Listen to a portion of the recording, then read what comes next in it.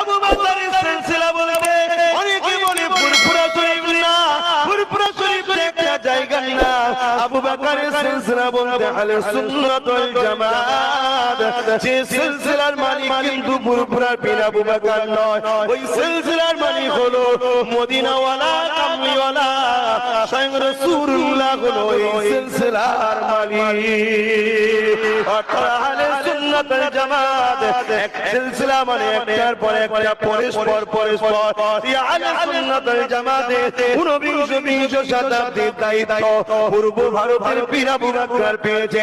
এই যারা নবীকে ভালোবাসো আহলে সুন্নাত ওয়াল জামাতের হয়ে কাজ করো, যারা নবীকে ভালোবাসো আহলে সুন্নাত ওয়াল জামাতের মতের হয়ে লড়াই করো, যারা নবীকে ভালোবাসো আহলে সুন্নাত ওয়াল জামাতের মতের পক্ষে দাঁড়াও, যারা নবীকে ভালোবাসো আহলে সুন্নাত ওয়াল জামাতের বিরোধী যত মত আছে তাদের বিরুদ্ধে সংগ্রাম করো।